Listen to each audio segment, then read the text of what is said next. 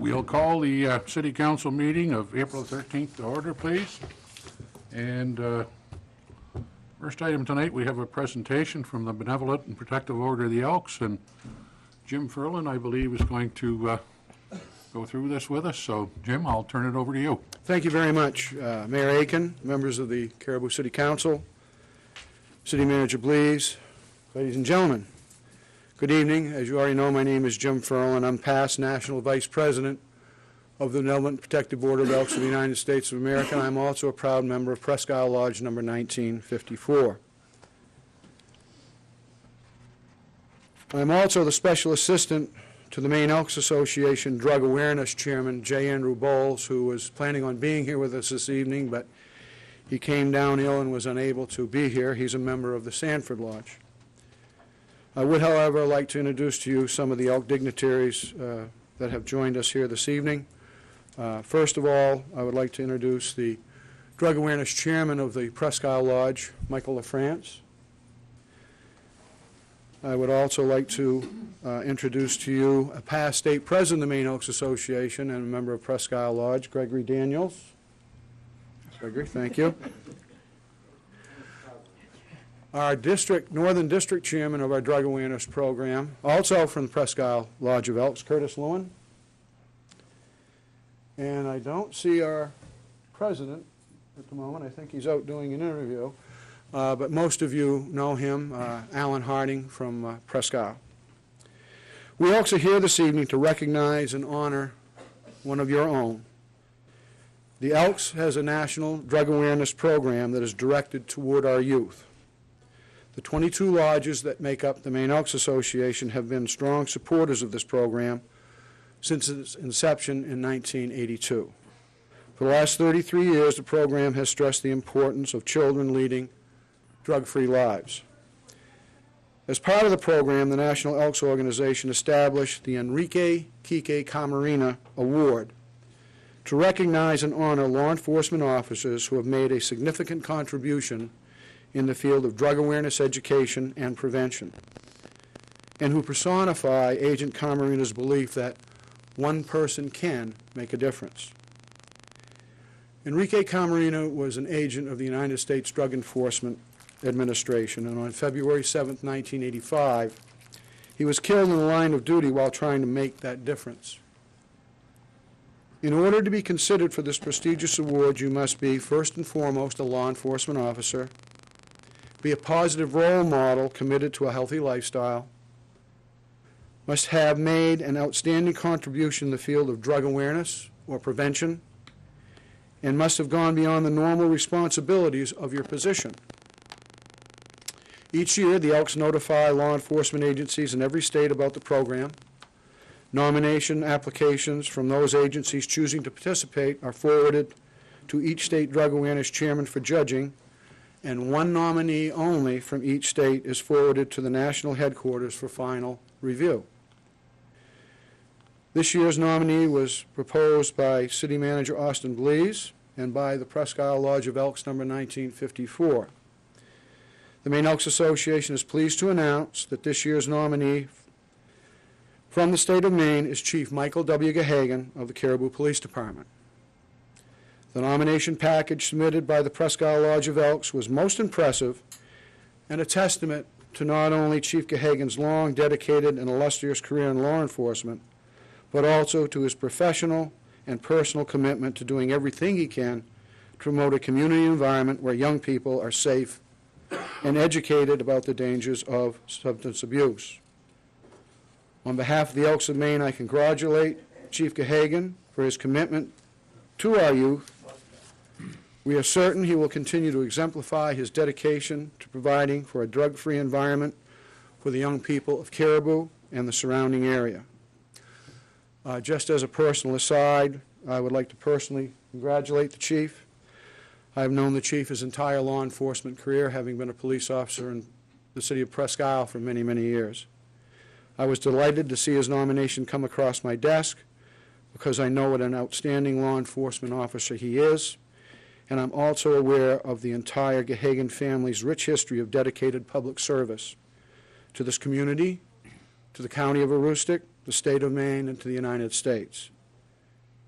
The Maine Elks Association was most proud to forward Chief Gahagan's impressive nomination for national consideration.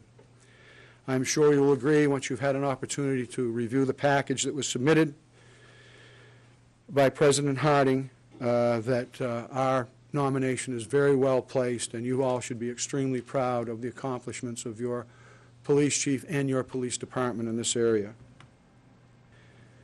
I would now call upon our state president, Thomas Callahan, to come forward. Mayor Aiken, if you would be so kind. City Manager Blees, President Harding from the Presque Isle Lodge, and Assistant Drug Awareness Chairman Mike LaFrance, to please come forward. Chief, if you bring your wife, Ann, with you, please, up front. And with your permission, at this time, we would like to make the presentations that we have of keepsakes for the chief.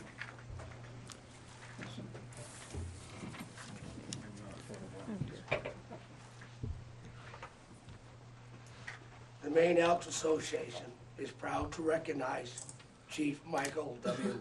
Cahagan of the Caribou Police Department as the Maine Elks Enrique Kiki Camarera Award National Award nominee for 2014 to 2015. One person can make a difference. Presented this 13th day of April 2015 by Thomas Callahan, Maine State Elks President, and Andrew Bowles, Maine Elks Drug Awareness Chairman. Congratulations.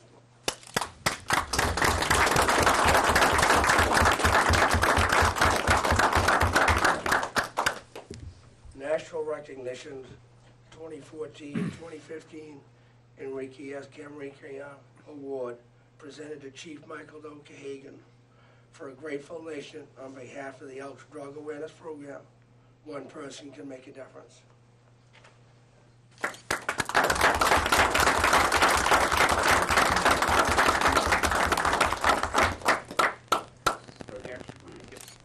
And if the chief has any remarks, it would be appropriate at this time. No, I'd just like to say I'm humbled for this award. I do my best, and I know that prevention is really the only way to go, that it does make a difference, and one person can make a difference, and that one person is in all of us. Thank you very much. Thank you very much, Chief. City Manager, please. I just want to congratulate the chief once again. You're very deserving of this award and your years of dedicated service to drug awareness programs throughout the city and throughout the county. You definitely made that difference, Chief. Mayor?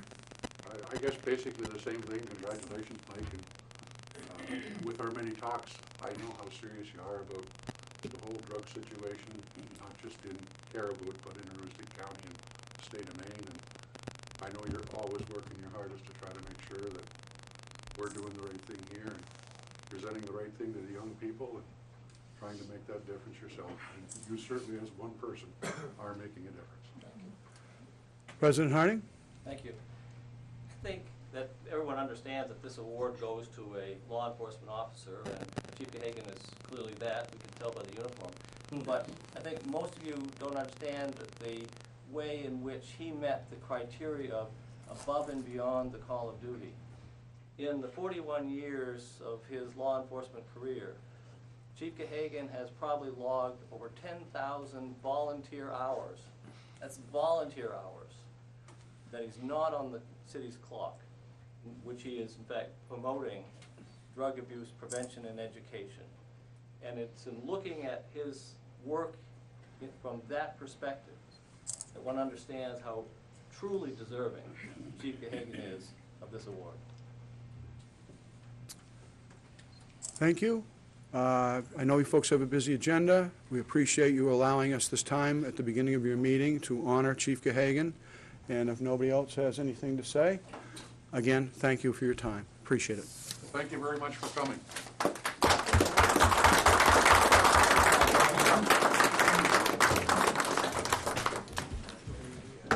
Give him the box so that that stuff doesn't get on.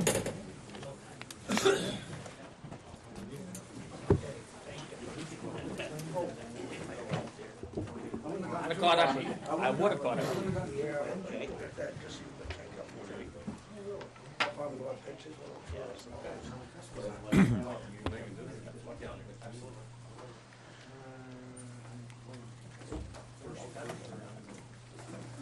Slide around here. Sure, slide right over.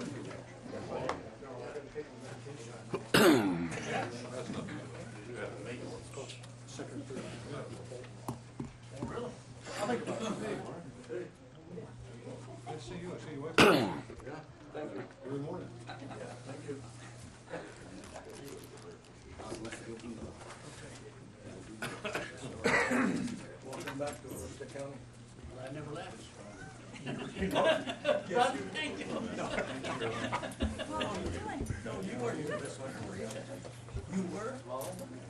is. He's one of those booby crickets, never comes out. I tell you, I never left the house. All right. Next item in the public input is from the secession committee, which Paul Camping, I believe, will. Mayor, if it's okay with the council, I'm on the agenda for item number 6, and I would prefer to do it then. Mr. Haney does have an issue that he'd like to address the council on, separate and apart from item number 6. So you don't have something you wanted to present now? I'm going to wait till later, please. Anyone on council have a problem with doing it later? Rather than the public input session? All right. Mr. Haney. You don't.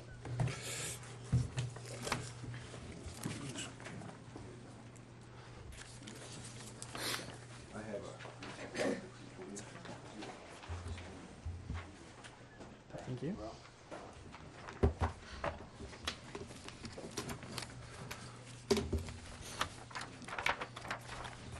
For the record, my name is Milo Haney, and I'm here about my personal property tax tonight. Good evening, Mr. Belize, Mr. Mayor, and councilors.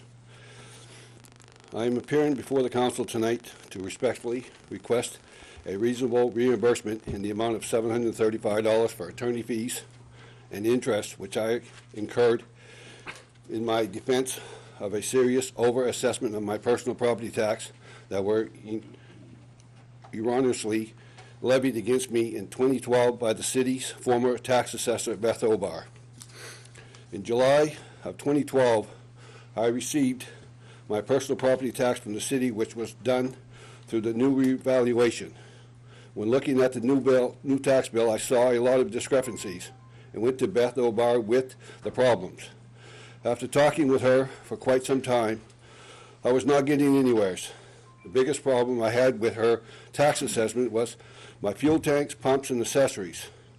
What she was doing was not taking my receipts I had when I installed them 25 years before for $28,275. She was charging me for replacement cost, which in her books totaled to $152,760. After not getting anywhere with her, I filed for a hearing with the Board of Assessors. My hearing was on November 1st, 2012, which was still not very productive. They did drop the price of my pumps and tanks down to $93,608, which was still $65,525 higher than what I had paid when they were installed. Seeing that I was not getting anywhere with the Board of Assessors, I filed for a hearing with the County Commissioner, which took place March 22nd, 2013. At the hearing, my lawyer, Richard Dubois, asked Beth Obar if she treated everybody the same when assessing taxes. She answered, "Yes, I do." My lawyer then said, "I have to differ with you." He then stated, "When you came into my place, you asked me what I had, how old they were, and so forth. You then taxed accordingly." He then said, "Mr. Haney is being taxed on replacement costs. That is not apples to apples," he said. At that time, the commissioners asked Beth if she had a methodology chart, how to determine valuation of personal property. She answered, "Yes, I do." The commissioners at that point said, "We have 30 days to decide the issue," and asked if there was a problem getting a copy of the methodology to each of them and Mr. Dubois within 14 days. She said no problem at all. On April 10th, 2013, my attorney, Richard Dubois, wrote a letter to the county commissioner stating that the city of Caribou did not comply with the request for a copy of the methodology chart. At that time, Richard asked the commissioners to amend the correct value of the tanks. A request of $8,482.50 was granted on April 17, 2013. Also at that time, it was noted that a letter from the city on April 5, 2013, to the county from RJD Appraisals conceding to the applicant's demand. If the city assessor had done her job correctly in the first instance, I would not have needed to hire a lawyer to protect me from the certain financial harm I would have suffered as a result of her negligence and malfeasance. The mission statement of the Tax Assessment Office states, "It is the goal of the Tax Assessment Office to identify and appraise property within the city of Caribou and ensure the fairness and equity of all real and personal property value." It was clear to me and the county commissioners that the assessors had failed to execute her mission, as stated above. So I went to the assessor's office seeking reimbursement for my attorney fees. Ms. Obar called City Manager Bleason to the meeting, and all I got from him was grief. In substance, I was told I would not be reimbursed because there was no need to hire a lawyer. I disagree. I am a mechanic who fixes cars, not errors in assessments. I would also like to point out that neither the assessor nor the city manager, who supervises the assessor, followed the second part of the assessor's mission statement, which states that they are to efficiently provide the public and our co-workers with high-quality products and services created in a supportive work environment, encouraging cooperation, honesty, integrity, and respect.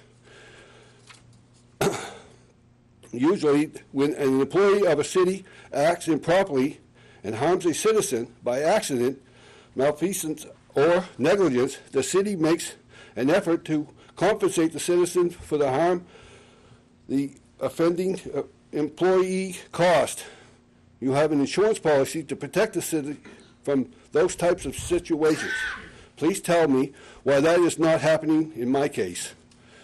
As a business person of this community for close to 40 years, I have always paid my taxes and never been late. But now I have been damaged by the city's actions. So now I'm asking the council to give me back my attorney fees of $735 plus interest that has occurred on my taxes, and I will pay the balance in full so we can get this matter behind us. So please do the right thing by acknowledging the mistakes of your employees so we can avoid going to court and having to spend more money on legal fees. Please remember, this is not an abatement request. It is simply a request for reimbursement. Okay. Manager, please, do you have any comments? I will say that when Mr. Haney came in, we had the conversation with Beth Obar, and probably in April of 2013, I would say, is when that conversation occurred. That we invited him to the council meeting at that time to make the request, and he declined to come at that point in time. Is there a reason you didn't come forward then, Milo, or? I had asked him to talk to you people to see what could be done. I mean, you could have come then, though, couldn't you? I could have come, but I was waiting for his answer, which I never received. You received that answer very clearly in that meeting, that I had no authority and you'd have to make the request to the council. And that's the same answer you got last week when you were in the office.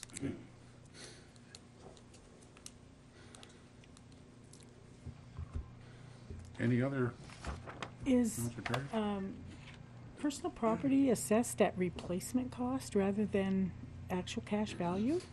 I'm not an assessor. I want to be able to answer that question. The assessor's not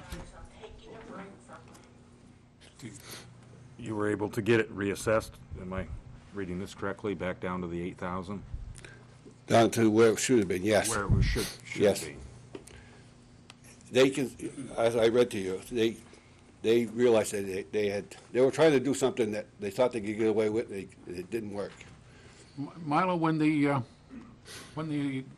assessment was done, back when, I don't even remember the name of the company that was here doing it, RJD.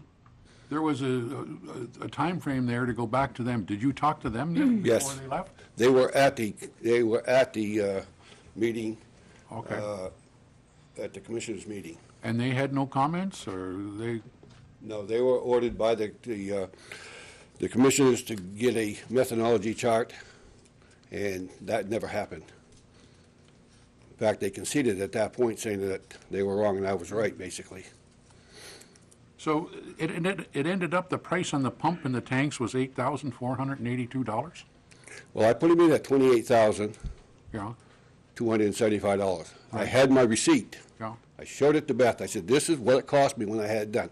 That is the way that personal property is assessed. If you have a receipt, then it depreciates down 10 years, which ends up being 30% of the final cost. That's what you end up paying. Okay. And she turned around and said, no. We figured it cost 150-some thousand, well, whatever she had there, I had that figure. And we argued it. I even asked her to come out, show me, different things. There were some other things that was added to that, plumbing and electrical, with $50,000. I said, come out and show me what you're talking about. She wouldn't even come out to see me.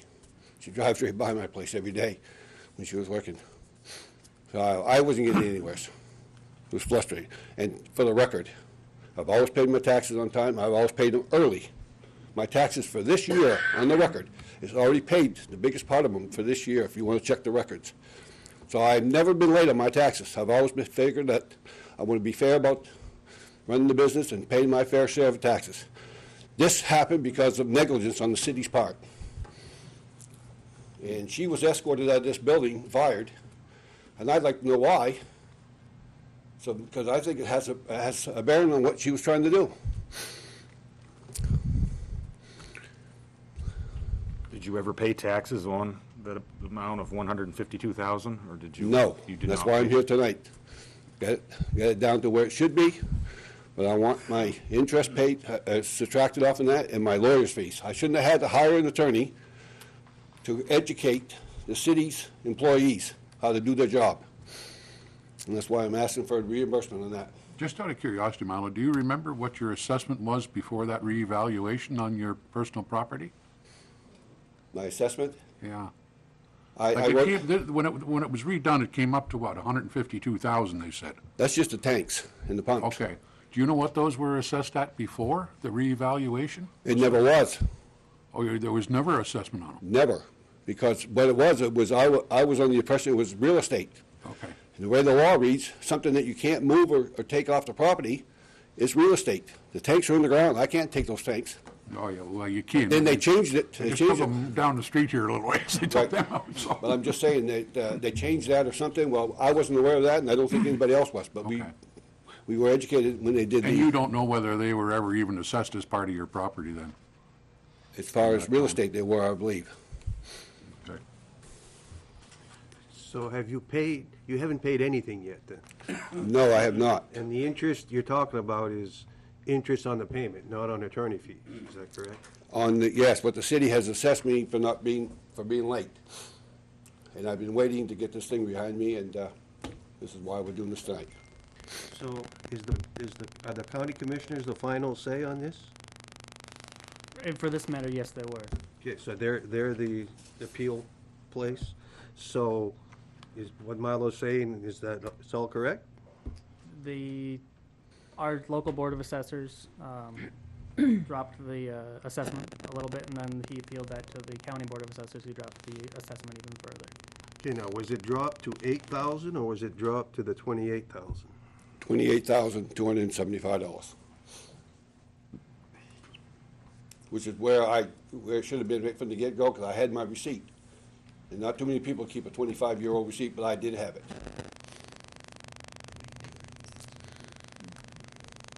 But then, maybe I missed something here. I thought they were now assessed at $8,482. No, that's what we asked for another reduction off in it. Oh, okay. So they still were assessed at the 25,000 or whatever the receipt was that you. That's what they are today. Okay. right where they should be. And what's owing, is there 3 years owing on this now? Is that what it amounts to? 3 years, 12, 13, and 14? right. There's $201.29 in interest. $229? No, $201.29. $201. So I'm willing tonight, my taxes was $2,067.82, minus the attorney fees and the interest. Says I owe, according to my records, I owe $1,131.53, which I'm prepared to pay tonight to get this thing behind us.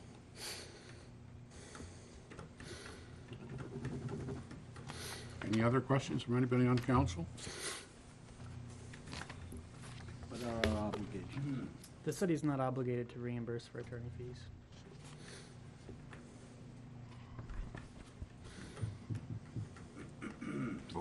What about the interest? Not the attorney's fees, just the interest, where it was, The council can choose to abate that if they'd wish.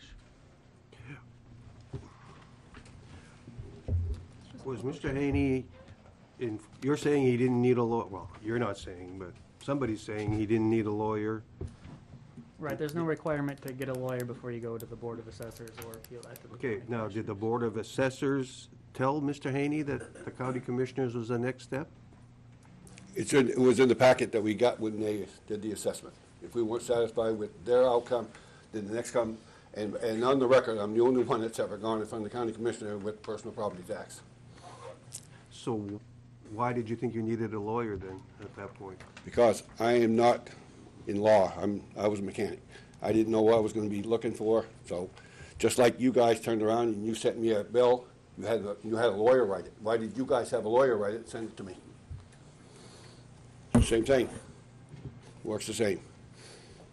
I never got a courtesy letter from the city saying that I owe this. I got it right from the lawyer, and I've talked to several people that haven't paid their taxes in years and never got it from a lawyer, but I did. I don't know if it's because I'm part of the secession committee and I'm being targeted. I don't know that.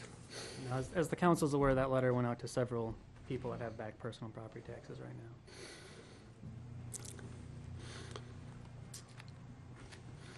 now. And for the record, there's a lot of people that have businesses in Caribou that are not paying personal property tax and haven't been paying.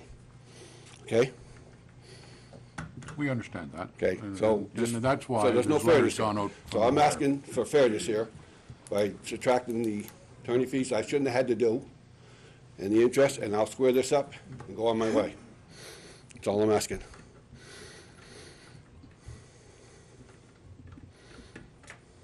Any other comments or any other questions from anybody on council?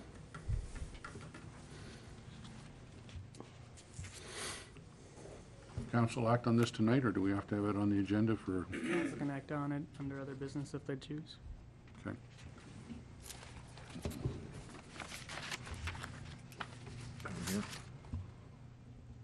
All right, Mr. Haney, thank you very much. So you'll get back to me? Yeah, we'll probably discuss it here at the end on other business. Okay, thank you.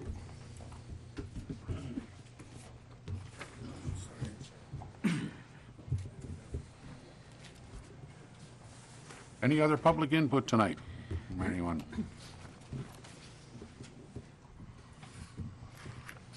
Mr. Mayor, Yes, will we have the opportunity to speak on the grant proposal? that's a public hearing, yes. Okay. Yep. Any conflicts of interest from any of the city council regarding any agenda items tonight? No one? All right, next, consider authorizing the minutes of the following meetings: March 23rd, 2015 council meeting, March 30th, 2015 special meeting, and April the 7th council Islander meeting minutes. Move the slate. Second. Moved by Councilor McDonough, second by Councilor Terrio to move the slate. Any errors or omissions from anyone knows of? All those in favor? All approved. Consent agenda, March 2015 Police Department report, March 2015 Fire Department report, March 2015 Library report, Approval of quitclaim deeds, which was Rustic Cold Storage and Danielle McLaughlin, and approval of licenses. Move the slate. Second. Councilor McDonough and Councilor Smith. All those in favor? Approved. The next item, public hearing on the CDBG grant, and manager, please, you want to? Certainly, thank you. Tonight, the council needs to hold the public hearing on the CDBG grant application that is being worked on by Virtual Managed Solutions, VMS, in the city.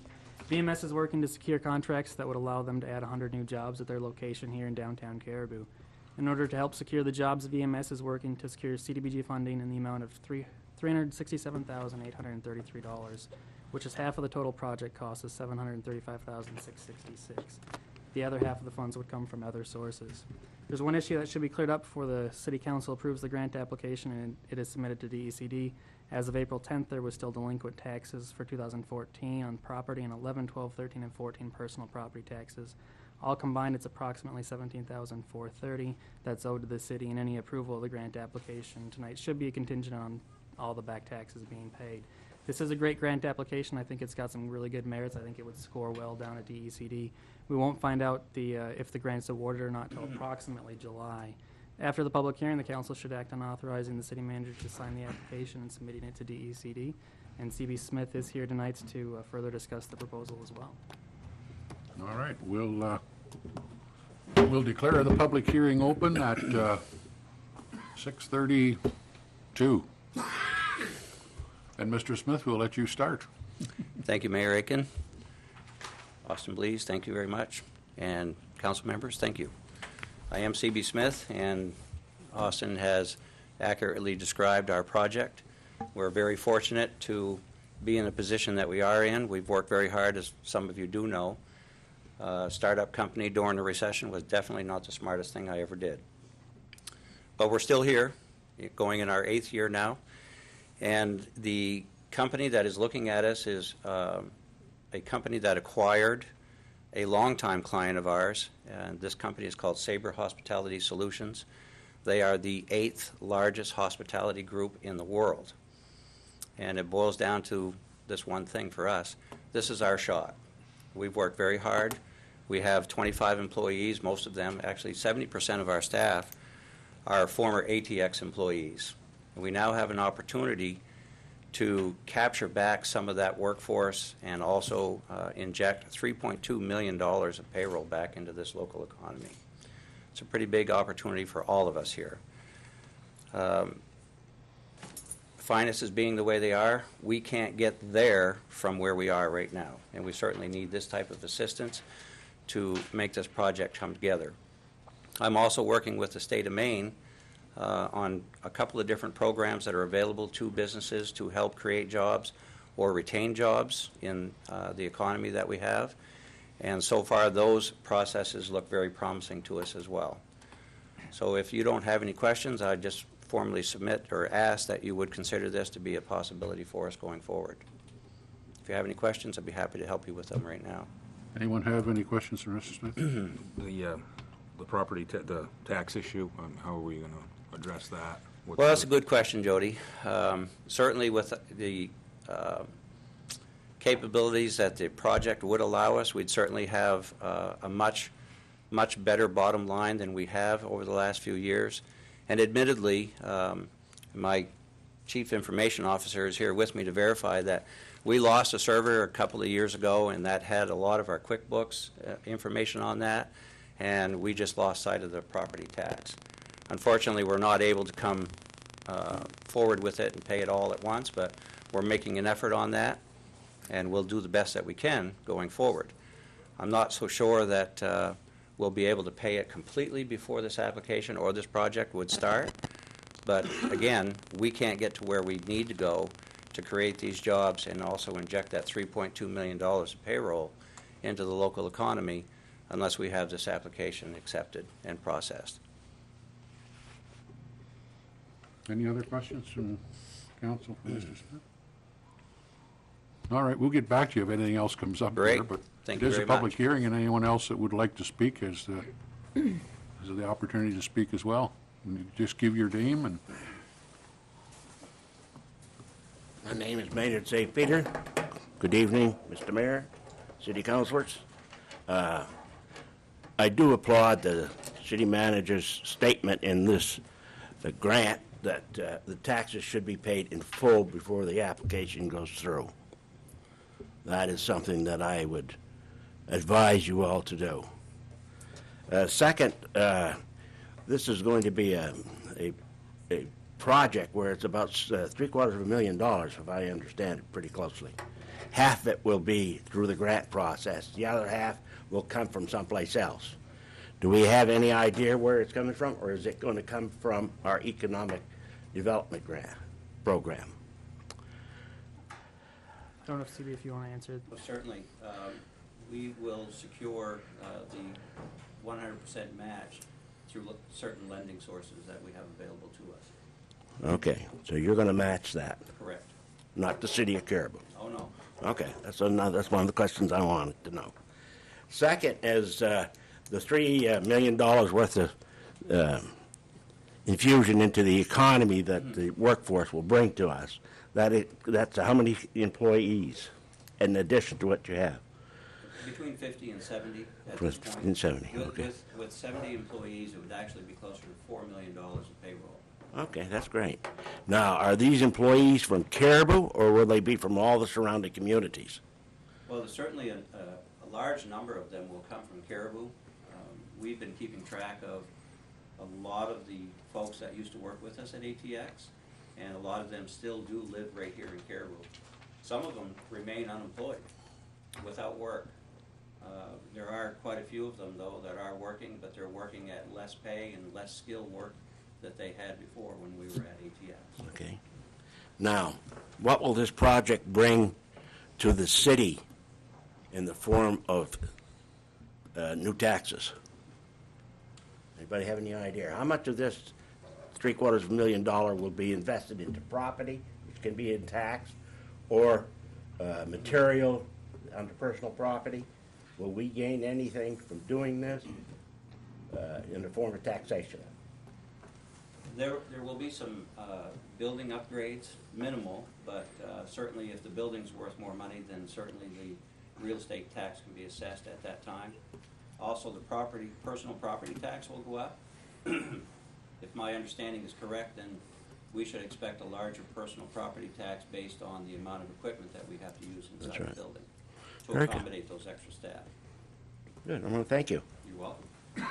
Thank you, council. anyone else that would like to speak in the public hearing?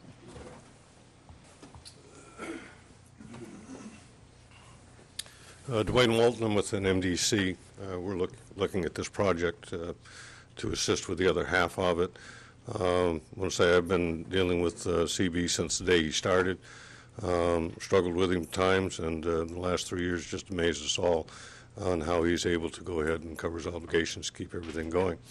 I'm proud of him for doing so. This is an opportunity that we see countywide to increase the labor force in Caribou and add these number of dollars to the community. What's of particular interest to me is the projections that were put together indicating the starting salaries and the amount of money that he will be paying to the individuals, which is substantially higher than several of the other service centers that I've dealt with over the last 10 years. At the wage that he's starting at, you'd be about $3 more than some in the local area, and as much as $1.50, $2 more than others that I've worked with in other communities. And I think that's a significant part of what he's trying to do that we would look to support, because generally this particular type of employment is not known for high wages, and that puts him above the others that are doing it right now, and certainly in the ballpark towards those that are paying quite a bit more. Anyone else? I have a question. Are there deadlines for submitting this application? The application's due April 24th? For the next round, yes. Right. So, the conditions of the back taxes? That's up for the council to decide. I just want to point that out. Any other questions? Comments? Yeah. Comment, if I may, I'm Steve. If you want to come to the microphone, please, so that everyone can hear, and I'm not talking about just in the room, but our home audience. Sure, I'm Steve Body. I'm the one of the partners of Virtual Management Solutions. The back taxes, yes, are a thing that we're working on. We are making regular payments now to the city on those back taxes. But I also want to point out that the payroll that's coming into VMS from this project is not money that's already here in the county. This is now monies that is coming from other locations outside of Maine into the county to infuse that monies that would be spent from employees having lunches while they're working here, going to get gas for their cars. You know, money that we're bringing into Caribou from outside sources. So. Anyone else? Ken Merchant, City of Caribou citizen at large. I wanted to take a moment first to congratulate Virtual Managed Solutions and CB for the award of last week. I believe it was Business of the Year owned by a veteran. Is that correct? Yes. Outstanding. Good job. Thank you very much. I also want to applaud the city for taking these steps forward and helping with this application. It sends a message in this community that Caribou is open for business. I think that's very important, and also that Caribou is a business-friendly climate to be in. So, thank you. Thank you. Anyone else? I would like to make one more comment, if you don't mind. I certainly understand that the personal arrearage of the personal property tax is an issue. But it's very important to note here, too, that if it remains a contingency that we pay this in full before we're able to submit this application, I want to make it surely that everybody knows that this deal, this project, would be killed. Because Sabre Hospitality Solutions has made it very clear there's a lot of competition to become a partner of Sabre Hospitality. In fact, to the point where when they announced to us that they would be interested in bringing some jobs here, it is because of our work ethic and our productivity. There's truly a productivity differential by using a Maine workforce, and they recognize that. But they still want to be incentivized, and that's why I'm working with the state of Maine and the various programs that are available to us to be able to benefit from them in order to offer back to them incentives, which will then guarantee us the opportunity to have these jobs here in Caribou. Okay? Questions? Thank you. Anyone else?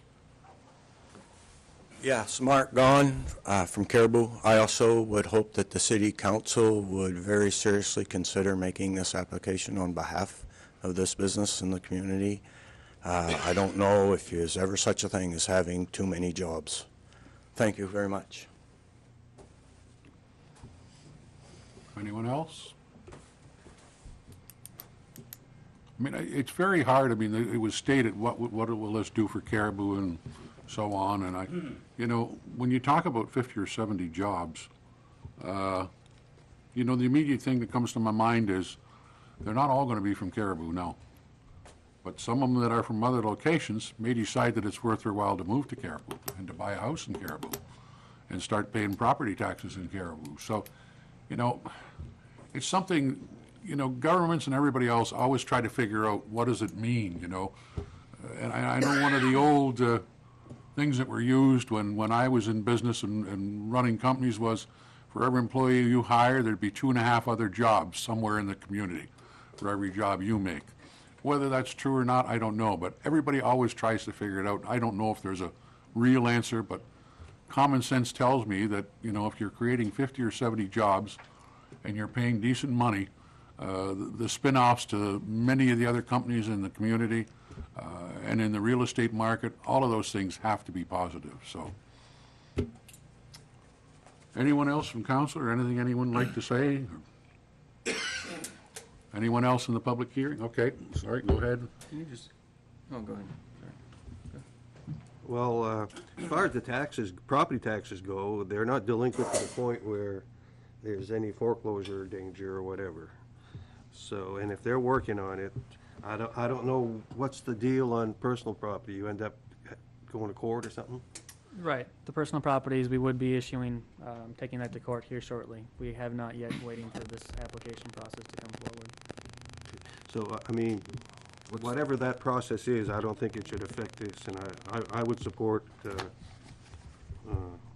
having the city manager sign that application. What's the amount due of just the 11, 12, and 13 personal property? Do you have any ballpark Be about idea? $11,000. That would be the past due Correct. balance. So is there a plan in place for that, for those being paid? Nothing that we've verbalized, we haven't spoken about that. I did assure Mr. Blees that we'd be making every effort to do that. Our current situation with our business operation as it is, its seasonality is quite an effect on us. The acquisition that I mentioned of our previous longtime client has had another effect on us. Fortunately, though, Sabre Hospitality has had the opportunity to experience the Maine workforce and productivity differential, and they are living a dream right now. Therefore, the potential is just tremendous for us. I think that the first 50 to 70 jobs is just the beginning. So, and one other quick question, what is the city's role in this grant process? We would act as the fiscal agent, essentially, for the grant. The grant is awarded by the state to the city, and then we would pay forward to VMS or to the vendors that they buy the equipment from, actually. It's very, very similar to the last. Right. Yeah. Yep. Would like to add too, to the council in Austin that we've reconfigured some of our numbers. We were originally planning on 100, and that was the $735,666. Because Sabre is asking us to scale back to a smaller number, 50 to 70, the actual project total is now in the neighborhood of $645,000. A little bit less for everybody to be involved with. Also, on the job creation, isn't there a potential liability to the city until it's closed out? Correct. The jobs would have to be created and documented as such to the state, otherwise we would have to repay some of those grant funds to the state if the jobs weren't created. That would be discussed as if whether or not we want to do a grant agreement sometime in July when we know if we actually get the grant or not, but not necessarily right now at this step or this process at this point in time. So the grant has to be applied for by April 24th? When will you find out whether it is available? July 1st would be. And when does it become available then? Funds would probably be available in September, could be October.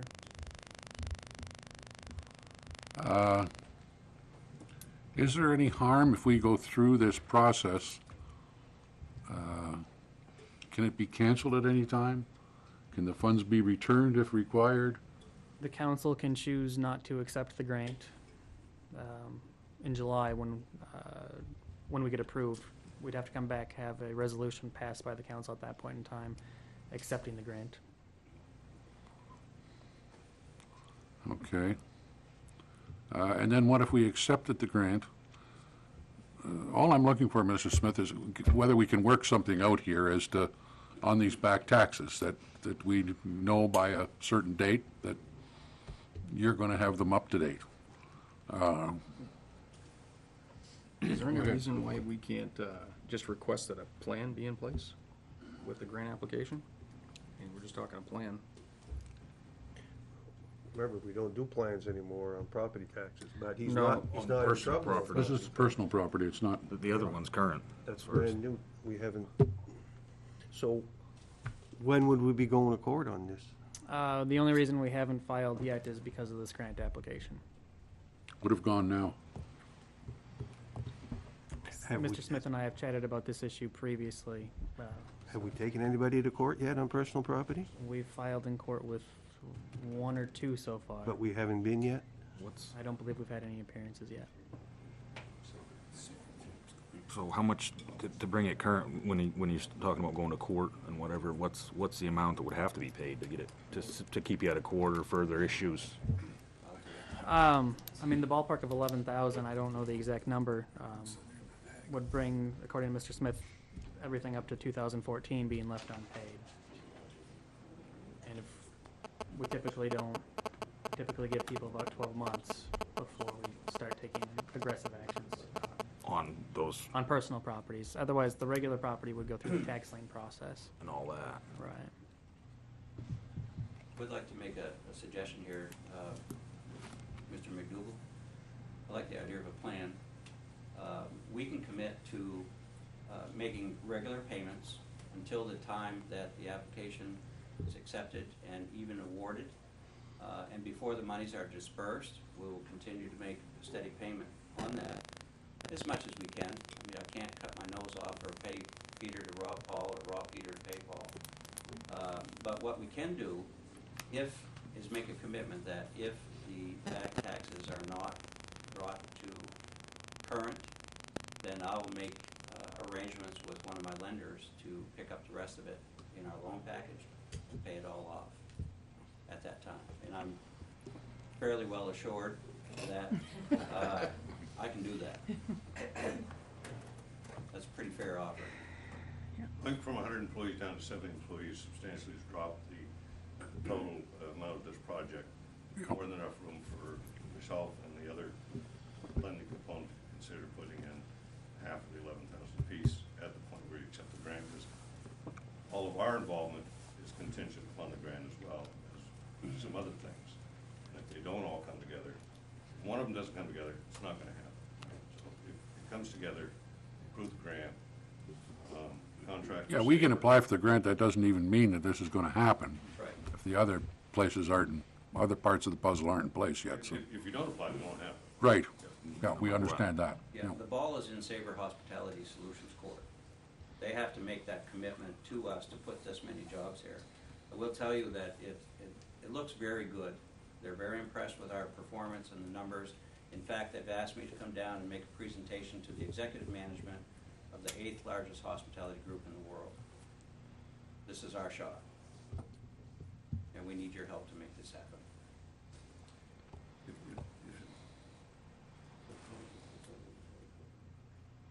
Correct? Oh, please. Something we need to check with him that he didn't mention, make sure it's all right. And I think it's significant to you going forward is that the project cost that we're talking about here is only to cover the first 4 months of operation. Once the Sabre contract is realized and whatnot, buy the equipment, cover the working capital for the first 4 months. After 4 months, the cash flow takes care of itself. Plus, he doesn't have that money to get there, so he's looking at his lenders to help him cover the extra money to create the jobs, as well as the state, which has this program to help that happen. So, after 4 months, he should be pretty happy. People will be at work at least the first 25 to 50. Well, I agree if there's a plan in place, how this is going to be taken care of. I think it's a very easy process for council to do their end. Now the only concern is timing here, because this has to be in by the 24th. I think council would kind of like to know that the plan is in place before it's done. We don't have another meeting, although we can call a meeting. We could call a meeting, so that if a plan could be worked out between you and Mr. Blease here, I wouldn't think that would be difficult to approve it. Or we can, I mean, once the plan's worked out, I can let the council know that plan, if the approval is contingent on the plan being worked out. Yeah, all right, well, we can do it on that basis. We'll approve it on the basis of the plan being. Is there any general guidelines or anything like that? I mean, a certain dollar amount the council would be looking for, or just a plan? I'd say we'll just leave it as a plan, and you can work it out. Leave some flexibility. How it's best. Thank you for that. And, anyone else on council I disagrees agree. with that? No, I would agree with that as well, because I think that if we don't do this, then your chances of probably even paying the taxes if you don't get this, Well, would be very difficult. And so. We have good quarters and bad quarters like Yeah. every other business. And this would help you along, and This if, would help a lot. as long as there's a plan in place and there's a plan to pay for it in the end, if he gets the grant, I'm fine with that. I think that. Anyone else have any input in the public hearing? I go along with this, going ahead with the program right now.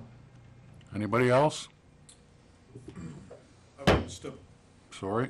I wouldn't step over $100 bill to grab $5. And that's what it appears to me, sitting out here listening. Okay. Public hearing's closed at 6:55. Can I get a motion from someone on council to move forward with this? Motion to accept the grant contingent with the fact that VMS begins working on a plan with the city manager to address. Second.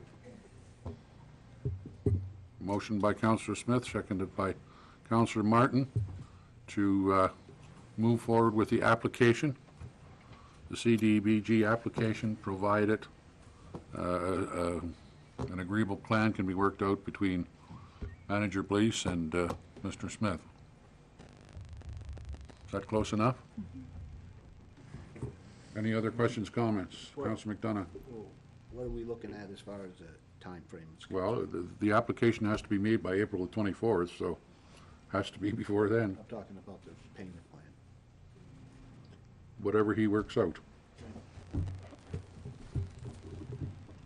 Any other questions or comments? All those in favor? Passed.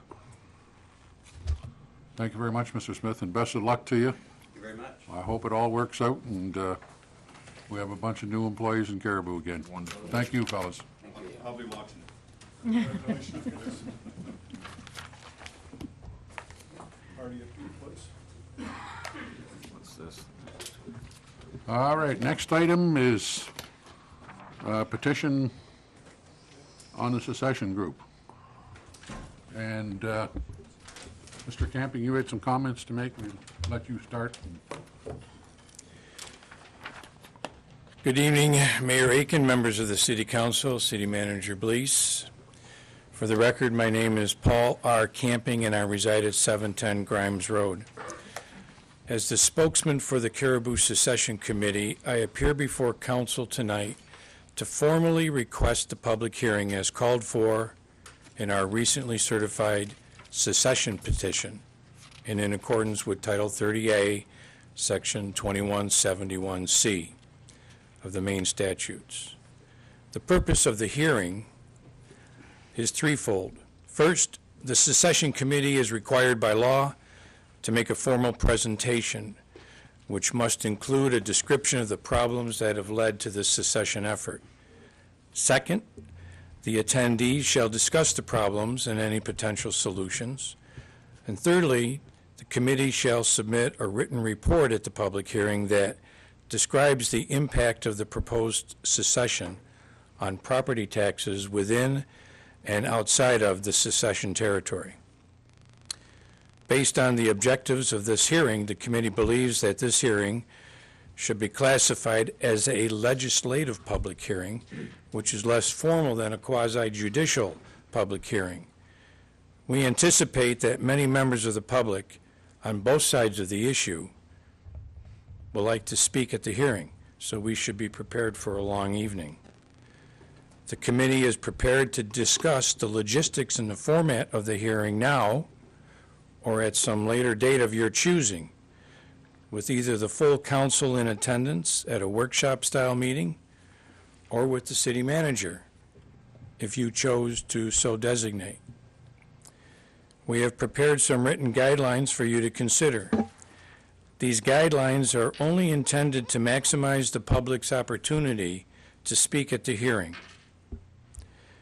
We hope that it can be done in an orderly and efficient manner. We have also prepared a list of financial items that we will need from you in order to prepare our tax impact statement.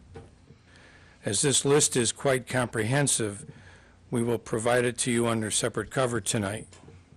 We have reviewed the city manager's memo, and we're excited about the possibility of using the Caribou Performing Arts Center as our location for the hearing, but we are dissatisfied with the dates. We would prefer to do it on a weekend, and Saturday, May 23rd looks like a date that we could use. We have confirmed with Susan White's office that the facility is available. So we are hoping for council to agree that we could hold the hearing at 7 p.m. Saturday, May 23rd at CPAC. I have the potential written guidelines if you'd like to look at them now. Fine. Okay. I'm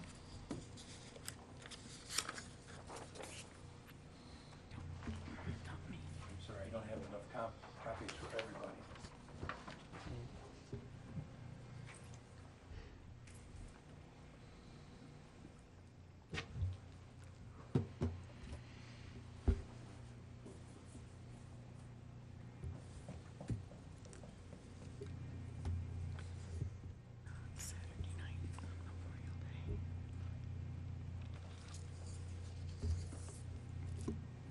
Well, you have put a limitation on some of this. You got from the public input, 30 minutes per side. I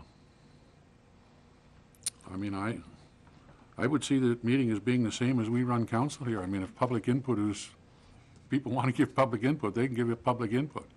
And if we have to sit there all night to listen to it, then I guess that's what we'll be prepared to do. Well, I'm glad you said that, because when I put down these, And maybe I didn't read this right, Paul. I'm just glancing through it because I don't want to spend a lot of time. But, no, you read it right. okay. If this format is followed, thank you. If this format is followed and all those times are observed, that's 180 minutes. That's 3 hours, and that's the minimum. I'm sure it could go over, or it could easily fall short of that mark, depending on how many people show up. Yeah. But the minutes in red are just a guideline. They're all Okay. subject to change. Yep. All right, It's- well, I mean, I understand well, I don't understand why you would want to hold it on a Saturday night, May the 23rd, which, if I'm correct, is Memorial Day weekend. And I think here, it's when a lot of people go and open their cottages up for the weekend, and a lot of people go away, and it just strikes me as a strange time. Doesn't mean that we can't consider it, but again, I'm sure you understand, this is the city's public hearing. We will set the time and the place. We do understand that. I do, and I'm surprised the Caribou Performing Arts Center. I am surprised now. I mean, I know that two of your members were at the superintendent's office and had reserved it for that night, but that was probably a week and a half after you and I had a conversation on the phone and thought that maybe the rec center would be the best place to do this. So, I mean, I'm not sure where the communications are here between everybody, but I mean, I as well thought the rec center. I know there's no cost for the rec center. There's a cost for the Performing Arts Center if we use that, but. Mr. Mayor, did you have a plan for seating at the rec center? Well, we have lots of chairs and everything over there. That's There's normally sufficient number of chairs? set out.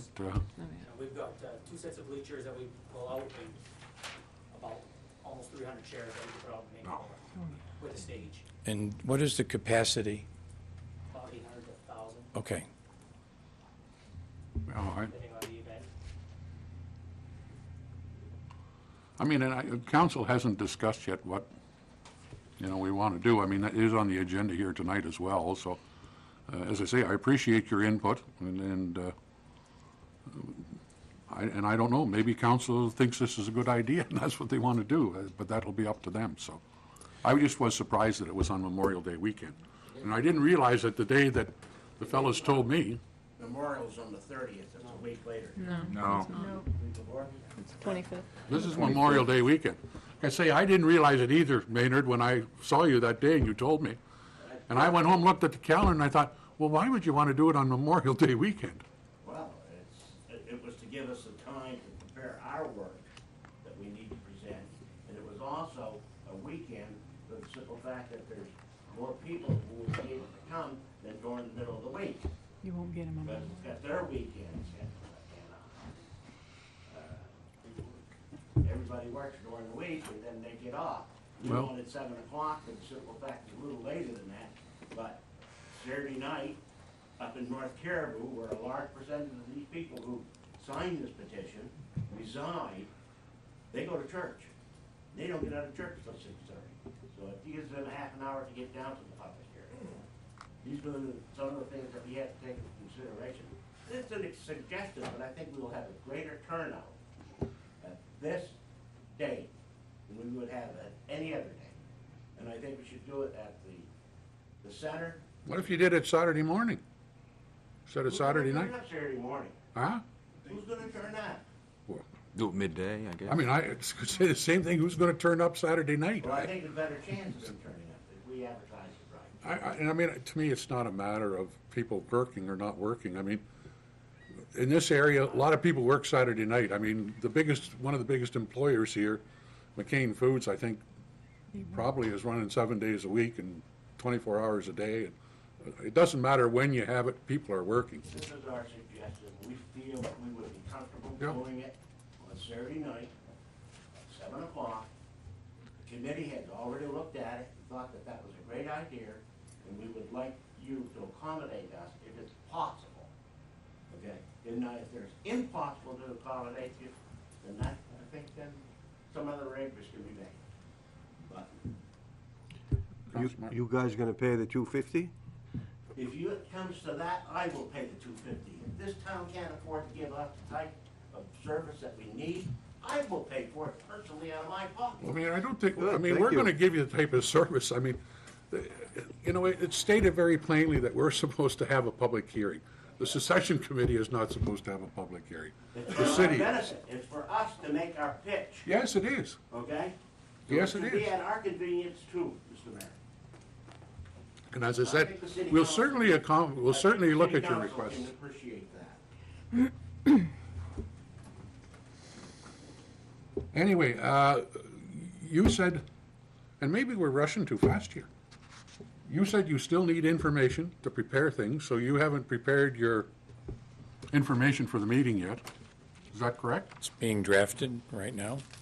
So how long are we looking at before you'll be ready?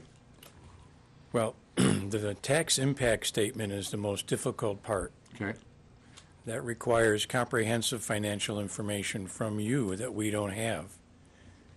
It's not, you mean other than our budget? It's not, No, there's plenty of information that we need that is not on the website. okay.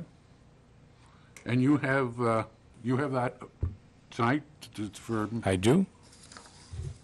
well, I don't know how long it would take to even get what, because I don't know what you're looking for, I don't know how long it would take to get all of that. May I approach? Yeah, I just don't want to schedule a meeting and then find out that everything isn't going to be available, we won't have what you need, and you won't be able to get your end done, and,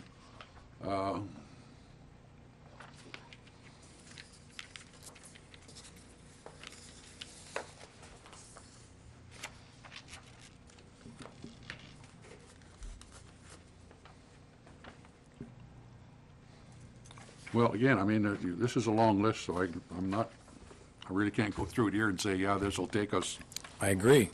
a week to do. And based on that, I would, maybe we should wait till the next meeting, Manager Blease, before we even discuss when we want to hold this meeting, public hearing, because I don't know how long it's going to take you to get all this. You're going to have to determine that. Some of Yes. it would be fairly easily, some of it's complicated. Discussions about the wide fluctuations between local and state valuations. We can do our best to try to explain that, but it's not always an easy topic to explain. Maine state revenue would really be the appropriate place to ask those questions. Well, again, I mean, maybe we can look for it, and maybe, you know, ones that should be answered by someone else, you can let them know who, so they have time to get that information too. Councilman McDougall? Yeah, does it make sense, Mr. Camping, to gather this information and then once you have it, to come back and ask for a date? Or set up with a date? I think if you were able to get the information to me within a week to 10 days, we would be able to analyze it and come up with our impact statement within 2 weeks. So outside, we're looking at maybe 3.5 weeks between now and when the earliest date for a hearing could be. Well, you require 2 weeks. We have to have 14-day notice of the hearing. And then 7. Yeah, and then 7. Yes. At the 7th. Are you planning on going to the legislature before they shut down in June? No. So it could be later then. I mean, the next weekend or the weekend after would still work? We're going to lose an audience to summer vacations and weekends away at the lakes and so forth. Well, that starts at Memorial Day. I understand that. I would think that until school closes, I'm open. I don't care when we have it. Councilor McDonough. You have these recommended dates that the manager put out? in I his- do. You do? Are those doable? Those are Tuesdays and Thursdays. Okay, Tuesdays and Thursdays. Are those doable? They're not desirable, but yes, they're doable. Okay. As far as the time, at 7 o'clock, we've moved the city council meetings back. You're looking at a late evening. If you're going to do it in the evening, I think you'd want to start it A lot earlier. a little earlier.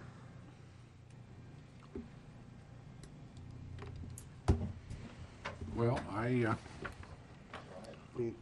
as I say, my only concern is I don't want to get into a thing where it takes longer to do this and, you know, what we can determine here right now without going through it in detail. And then we don't get the information to you, we've got the hearing scheduled, and then you come back at the hearing or before and say, well, you know, we're not ready because you didn't have the information to us as quick as we needed it, and we cancel the hearing or whatever. I mean, when we said it, that's when we're going to have it. So I would prefer that we determine whether you can start working on this tomorrow, but by the next meeting, we've either got it all and we can schedule the hearing, or we can say, look, there's still this and this and this to do. And maybe when you go through it the first time, Austin, if there's something that they have to get from somewhere else other than the city, you can let them know right away, and then they can start working on that if it's required.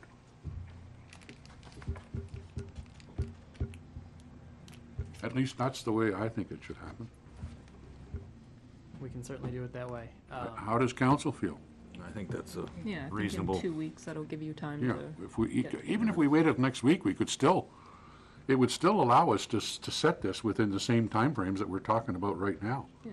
If we do it at the next meeting, because we only have to give 14 days notice for the meeting, so that covers, you know, all of these dates are more than 14 days after our next council meeting. So, and you say it won't take you more than 2 weeks to That is come up correct. with your thing once you have the numbers. That is Once you have correct. the information, so. On that basis, I would suggest that we table this agenda item until the next meeting and set the date for the public hearing then. I'll make a motion. Second.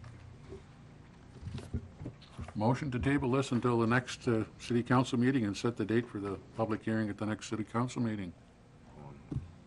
Any questions, comments? All those in favor? Approved? We can set it earlier. One other comment regarding this meeting, and I mean, you say you have the rest of your thing ready, other than this, the city portion here, I take it, the rest of your stuff is ready, and your presentations and your reasons and so on. Would you not think that it would help the meeting some, and make it much more productive, if you gave out that information now, to give council a chance to look at it and determine what we could do about some of these things to correct them or improve them or whatever? Sir, I'm sorry if I misled you. The report in its entirety is being drafted now, and it's going to go through many processes of revision and vetting before it's finalized. So it's not ready to be released now. So when will it be ready? Hopefully before the public hearing, obviously, because we have to present it then. Oh, I thought you were going to have everything ready within 2 weeks. No. After we get him the I need the financial information to finish the report. And then you'll have it in 2 weeks after that. Yes. which, So once we've provided that, you'll have it in 2 weeks, which will still be before the public hearing. So you could still provide it beforehand, so that we would have a chance to look at what issues that we can probably address, or maybe address and deal with right away and solve and so on. in a perfect world, we will have the report completed at least 1 week prior to the date of the public hearing. All right. You understand what I'm saying, Mr. Camping? Certainly do. I mean, just to try to make the meeting more productive, rather than to walk in and this is what we have issues with, and not having any backup ourselves to look at and say, yeah, we can deal with that, or we can do something about this. If we have it beforehand, it'll give us an opportunity to determine whether some of these things can be addressed immediately and may be solved. Because as you've stated yourself, you know, if we can come up with some answers for some of these things, there's no need for a secession. So that's what personally, that's what I would like to see. If it's acceptable to you and you're willing to do that, I think that's the way we should plan it. We agree. Okay, and so when you have it ready, you can let us know, and I'll have council meet very quickly, and we'll review it and see if we can't address some of them, at least have answers for a lot of them when we get there. Will we be on the agenda for the next meeting then to discuss this? Yeah, we can, yeah. Okay. All right. We will be here then. All right, very good. Okay, thank you very much. Thank you, Larry. All right, we voted on the motion to make the hearing date next meeting. Counter snow plowing contract. We've received a renewal contract for plowing in Connor. The contract includes a 2.5% increase each year. The other new piece of the contract is a 90-day out clause in the case of unforeseen circumstances. Dave O is here tonight to answer any questions that the council might have on this. The full contract is also in the packet. Pretty straightforward. Okay, it is pretty straightforward. Does anyone have any questions? I know Dave has another meeting and people are waiting for him as well, so if anyone has any questions, you can ask them now. All right. Can I get a motion for approving the contract for Connor? I move we accept the contract from Connor for snowplow operations as presented.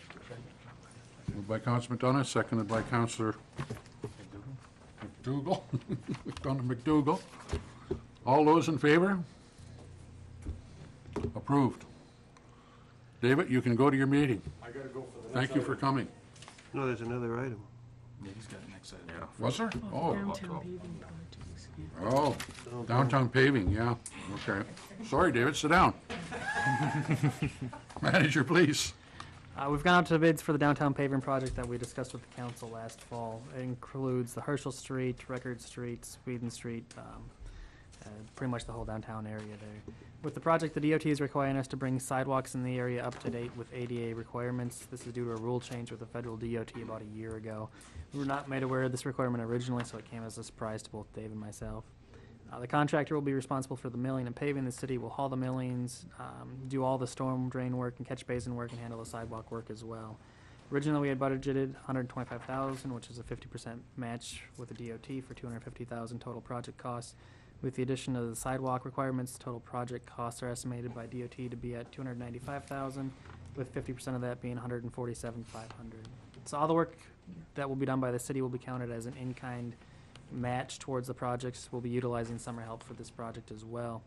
The total cash outlay from the city should not exceed the $125,000 already budgeted in the TIF funds for this, but if it does, we can trim back some of the $250,000 originally budgeted for the slum and blight removal for the year to offset the balance. We received the following bids, with the low bid from Trombley Industries at Limestone, $186,444. We would need council to award the bids. Question. The summer help is our normal summer overhire, or is this in addition to? We would bring on a couple extra summer hires to help out with this project. Okay, thank you. Any other questions? I have a question. I would just make the motion to award the low bid to Trombley for this project. Second. Second. Motion by Mr. McDougal, seconded by 3 or 4 people. Probably a lot. To accept the bid from Lay Industries. Just pick a name, because they probably seconded it, Jane, whoever you pick. Yours. Okay. Any other questions or comments on this? All in favor? Passed. Now we'll let you go, David. Thank you. Thank you all. See you guys later. Yeah. And now, Mr. Markey, and I think he has to go too, doesn't he? He's got a meeting too. Not a big deal if I don't. No, go ahead.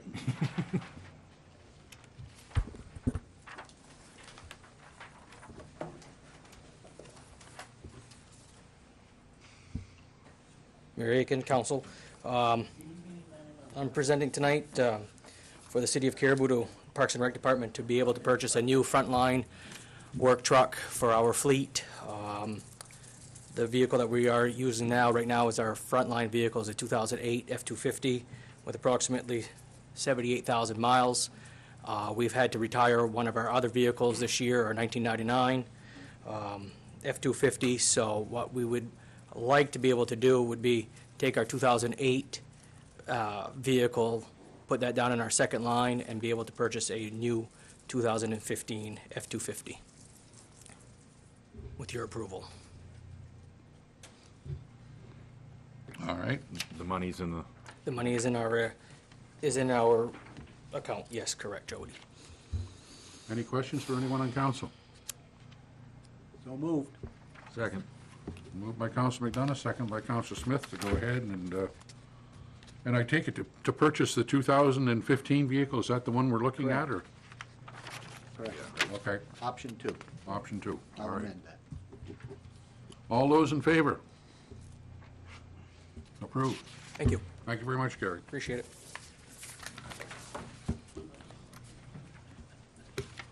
Nylander Museum ordinance. As we discussed with the council meeting, the Nylander, the ordinance needs to be updated. The ordinance changes as proposed will allow for a 5 or a 7-member board, removes the requirement members must be residents of Caribou, and removes the position of treasurer from the board. The ordinance can be introduced and public hearing scheduled for the next meeting. Someone want to introduce the ordinance? Mayor Aiken, I'll introduce ordinance number 7, 2015, series, City of Caribou, County of Aroostook, State of Maine, an ordinance amending Chapter 15, Section 15101, Nylander Museum. Schedule a public hearing.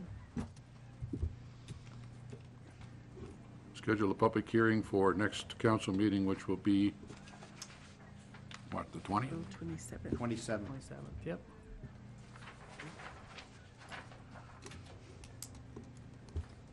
All right. Personal property for Caribou Hydraulics. Manager, please.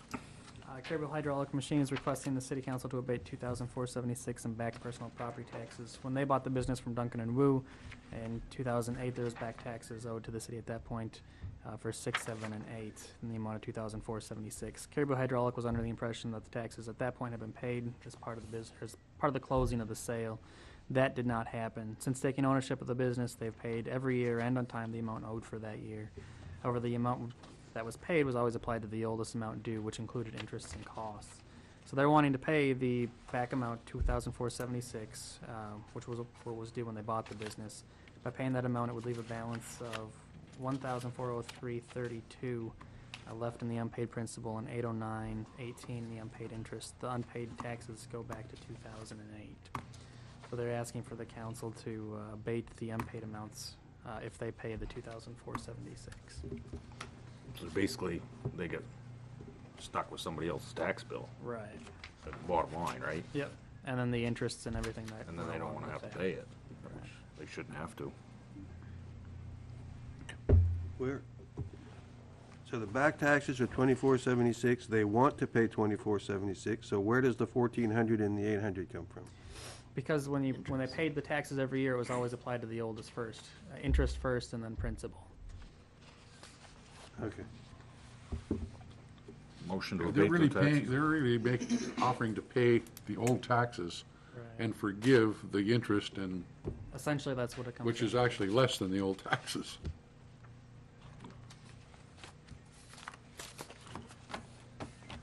Motion to abate the taxes in the amount of, whatever the amount was, 1,400 and 809.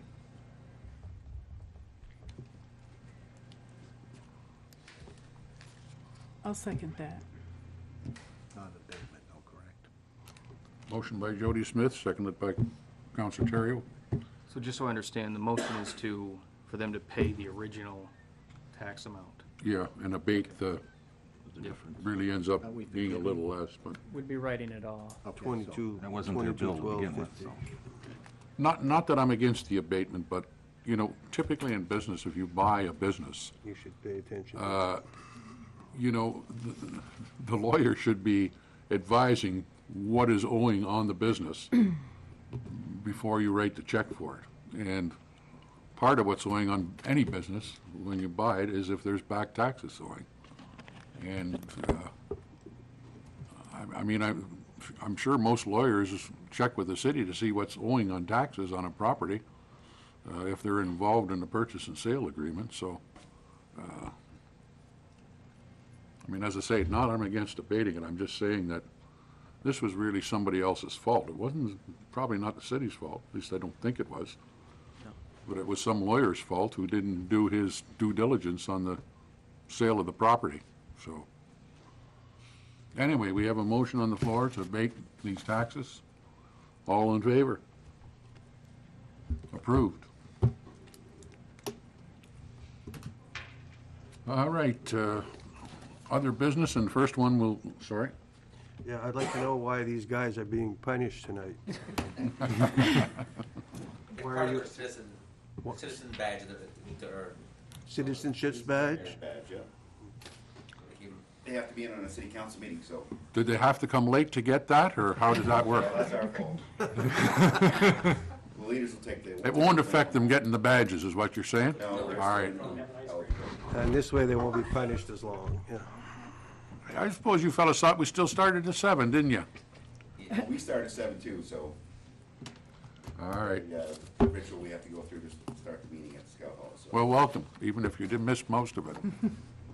There wouldn't have been room for them anyway. The, under other business, one of the things that we have, Mr. Haney's request earlier to abate, or not to abate, but to refund his cost for legal and I guess interest that is accrued on the money he owes on his personal property taxes. What is council's feelings, or what? I guess the fact of whether you hired a lawyer or not, or you needed to or not, I guess is an ideological issue, whether you need one or not, but I would be willing to make a motion to abate the interest of the back taxes of $201, but not for the reimbursement of the lawyer.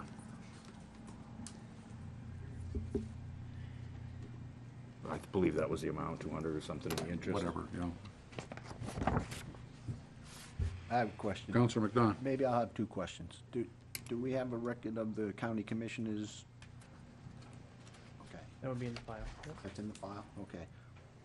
Why did you wait so long to come to us? If it was recommended that you come to us, you should have come to us. Probably because I wasn't ready to. Okay, thank you.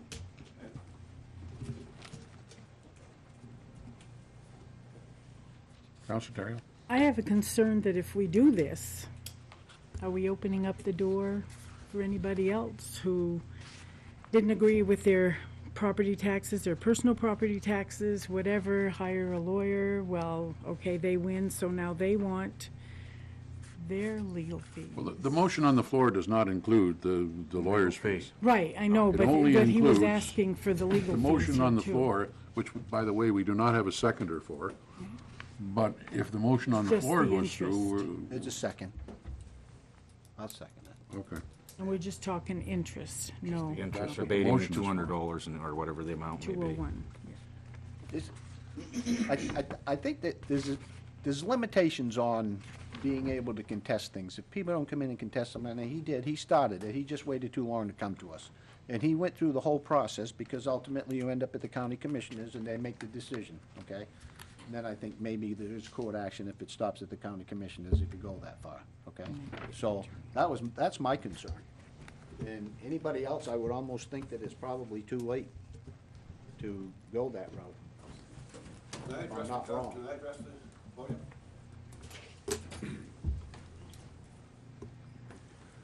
In all fairness, there's quite a few businesses in Caribou that do not, have never received a personal property tax bill, okay? Jane, do you own Rivers Bend Trailer Park? Joan, you asked Ontario. Jane. Okay, Jane, I'm sorry, Joan. Do you own it?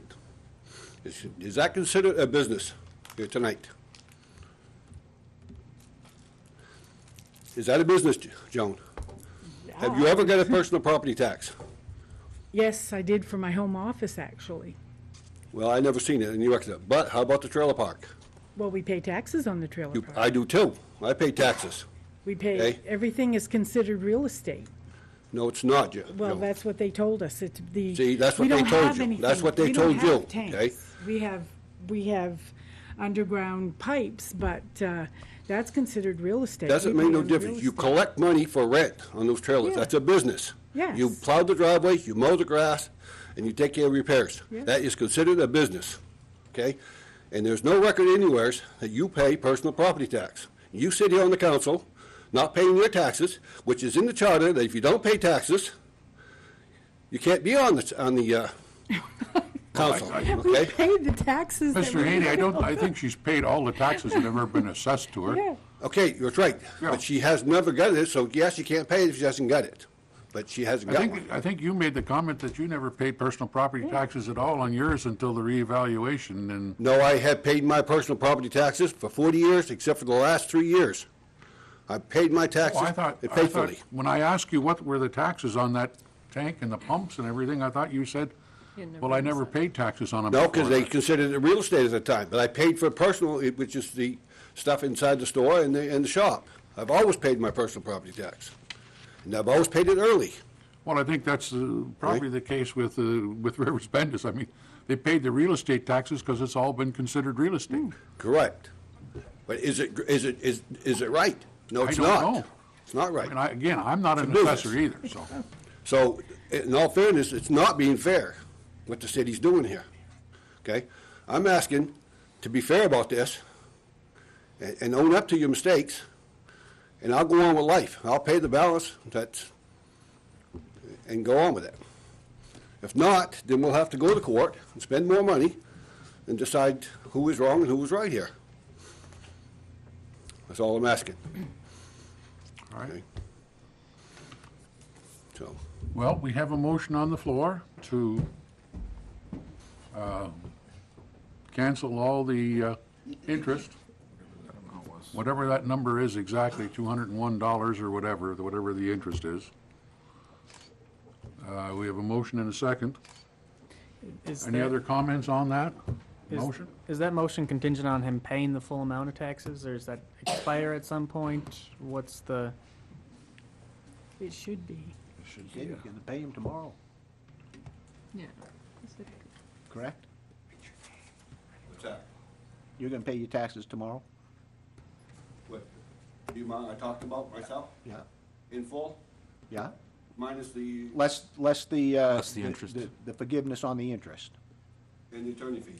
No, you can't go there. They go there. You can give it 30 days. So if he pays in full within 30 days, the Get interest the will be interest waived. off if not.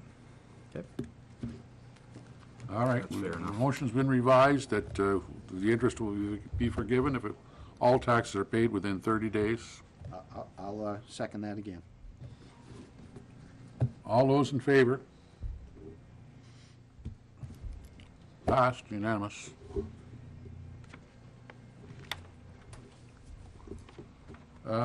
Any other business? Anyone? Can we have an investment committee meeting at some point to go over the proposals? You mean tonight? We- Or just, At some point. you want to schedule Yeah. one? Okay. If the council, or if the committee wants to stay longer, we can do that. Yeah, but- no, we have 2 other sessions here now. I'll schedule one. Thanks. I'll take a look at my calendar too tomorrow. Any other business? Counselor Terrio. Back some months ago, the city purchased 2 new pickups and I guess a couple of cars through the DRMO program for city use. And it went forever and ever and ever and didn't seem to ever be lettered.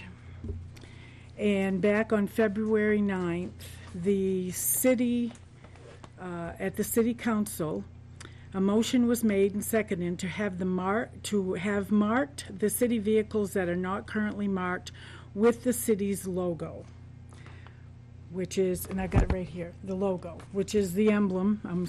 Okay. And it took about 6 weeks, I think, before I finally saw some lettering, and all I'm seeing are little letters under the side windows of each door. And to be honest with you, I do not understand the reluctance to have these lettered the way they should be. Parks Sorry, and there's no Recreation- reluctance to have them lettered the way they Pardon? should be. There's no reluctance to do that. The discussion that night was to have appropriate city markings. So we put and I guess the minutes were typed up later and to have the logo. And I apologize if the council Yeah. wants a logo on each of them, we can do that. But it certainly wasn't a reluctance on the part of city staff to get that done. Well, it That's why the seemed- lettering was done. Where's the motion and second on it? Okay. Motion made by P. McDonough, seconded by J. Terrio to have marked the city vehicles that are not currently marked with the city's logo, which is, Does that sound like the motion, Mr. McDonough? Yeah. Okay. and it's never been done. I remember discussion about a logo. I don't remember the exact. Yeah. Right, and I was, because I remember explicitly, and I wrote it down after listening to Yeah. the council meeting the next day, it was appropriate city markings was the words from Councilor McDonough. Well, this is. So I don't, like I said, that was before the minutes were written, so that's what we had. And I don't understand why it's taken so long, I mean, Well, I guess maybe there was a misunderstanding, Yeah. so. Right. And if the council Anyway, it's wants not a a problem to logo, put the logos on. we can get it. logos on. We have Yeah. logos here? Dave can make them pretty quickly. Okay, Yep. all right, We can get that done. okay. all right. Any other business from anyone? I guess I got a question about that same topic, I guess. I'm curious to what's the issue with the way they're lettered now? Because you can barely see them, and because I think that they need to be clearly, like, I mean, other Parks and- city vehicles, I think, are local. Parks and Recreation have big, you can easily identify them. What are they easily Police. identified for? That I they're guess being that they're a used city vehicle. appropriately. Because I've received some calls about the vehicles being where they shouldn't be. And this is a good way to know. I mean, whether don't they you are think or that that's a city management issue? And that we should be managing our employees and leaving that to our Well, management staff? Yeah, and I do, but I think that if the I vehicles mean, are if we're having problems with properly- those vehicles, then we should bring that to the attention. I did, Well, we should be specific about it. yeah. And they should, but I just think I that mean, they you're should be. basically saying that the people using the vehicles are doing it inappropriately. I don't know. All I know is that there have been people who have told me where they have seen them. And I think if they're lettered properly and lettered so that you can see them. What is proper, though? Let's Well, define that. so that you can see it. I can see it just fine. Well, just a logo. I know when I see the Parks and Recreation truck, You know. I know, oh, there it is. But I do agree, and for no other reason it is black and Yeah. Well, it's I just guess it's pretty common. I mean, every city I I don't go have a to, I problem with see it. their city vehicles that have their I logos on don't them. have a problem with it being lettered. I have a problem with why it's being lettered. I think it's an accountability thing I is do. what she's looking at. I think we have accountability right here. But, again, I don't have a problem with it being lettered or logoed. Hold the accountability where it is. Lettering is not gonna hold someone accountable for driving a vehicle. No, but there won't be any misinterpretation of That's right. what the vehicle was. How's that?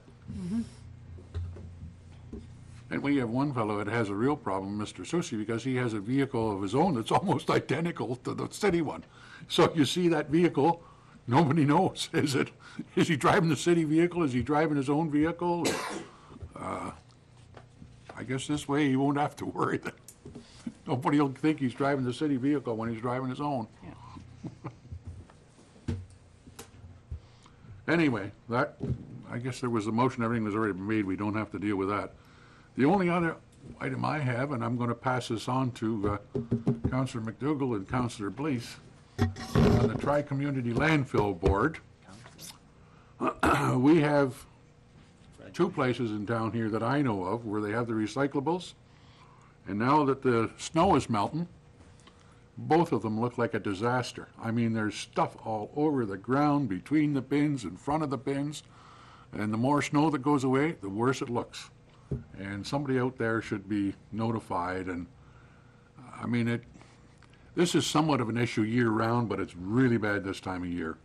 And somebody has got to come in and clean it up. I mean, there's bags of stuff laying there, there's loose bottles, there's paper. Right there. Just everywhere.